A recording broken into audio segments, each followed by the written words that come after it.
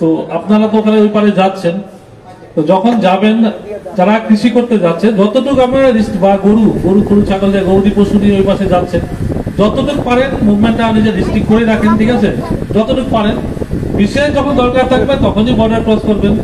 Border মানে আমাদের বর্ডারের যে ফেন্সিংটা আছে, কাঁটাতারের যে বেড়াটা আপনার বিএসএফ তো আপনাদেরকে অ্যালাউ করে কৃষির জন্য, তো বিশেষ দরকার থাকেই যাবেন। আর যখন যাবেন আপনারা মিনিমাম 4-5 জনে কিন্তু গ্রুপ করে যাবেন। কেন আপনারা জানেন রিসেন্টলি 2-3টা ঘটনা ঘটেছে, আমাদের রাজ্যেই ঘটেছে। কৃষি করতে কিছু একটা সমস্যা হয়েছে, সেখানে বাংলাদেশি লোক কিন্তু টেনে নিয়ে যায়, বাংলাদেশের যে বর্ডার গার্ড আছে তাকে হ্যান্ড ওভার করে দিয়েছে, তারা ওখান থেকে পুলিশকে হ্যান্ড ওভার করেছে, ওখানে ওদের আইনগত ব্যবস্থা হয়েছে, ওদের কাছে ওখানে জেলে পদে চলে গেছে ওরা। এরকমই একটা ঘটনা আপনার ঘটেছে উত্তর দিনাজপুরে, সেখানে কিন্তু 2 জন লোককে এভাবে টেনে নিয়ে যায়, কেস করেছে। এটাতে আমি বিএসএফ কেও কিছু রিকোয়েস্ট করার আছে, আমি আপনাদেরকে প্রথমে বলি, যখনই যাবেন আপনার 4 জন 5 জনের গ্রুপে করে যাবেন, যতটুকু মুভমেন্ট রিস্ট্রিক্ট করতে পারেন। দরকার নেই বেকারে যাওয়ার কোনো দরকারও নেই। যদি বিশেষ দরকার থাকে কাঁটাতারের বেড়া পার করবেন, পার করার পরে 4-5 জন করে গ্রুপে যান, নিজের এলাকায় কৃষি করুন, ঠিক আছে?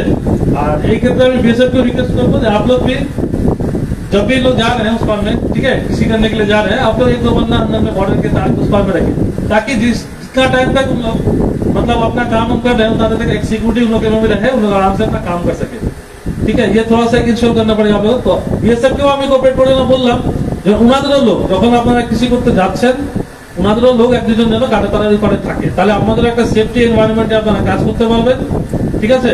আর আবার সেই গ্রুপেই কিন্তু ফিরে চলে আসবে, এমন নয় যে 5 জন গেলাম, 1 জন থাকলো, আমি 4 জন চলে আসলাম, এটাও কিন্তু যেন না হয়, ঠিক আছে? গ্রুপে যাবেন, গ্রুপে চলে আসবেন, এটা নিজের সেফটির জন্য। কিন্তু আপনারা ভাববেন যে বাংলাদেশের লোক কি করবে, আমরা তো বেশি শক্তিশালী, একটা ভাবনা কিন্তু ভারতের লোকের মধ্যে আছে, যাই আমরা পিটিয়ে চলে আসবো, ঠিক না? এটা একদম করতে যাবে না এগুলো। এখন কিন্তু আপনারা জানেন পরিস্থিতি, ওই দেশের কি ভিতরে স্টান্স আছে কিন্তু আমরা জানি না ভারতবর্ষের প্রতি, ঠিক আছে? হট করে একটা হলো, আপনাকে একটা প্রভোকেটিভ স্পিচ বলে দিল, উকসানিমূলক কথা বললো, আপনি বলেন না তো চল তোকে মারতে যাই, আপনি যেই বর্ডার ক্রস করলেন, ঠিক আছে, যে পিলারটা ক্রস করলেন, আপনাকে নিয়ে যাওয়ার দিকে দিয়ে দিল। এবার যাওয়ার পরে কিন্তু আপনাকে ওখানে কিন্তু ফরেনার্স একটা কেস করে দেবে, 2 বছর 3 বছর কিন্তু জেল থাকতে হবে, ওখানে খেটে দিয়ে তারপরে আসতে হবে, অন্য কোনো উপায় নেই।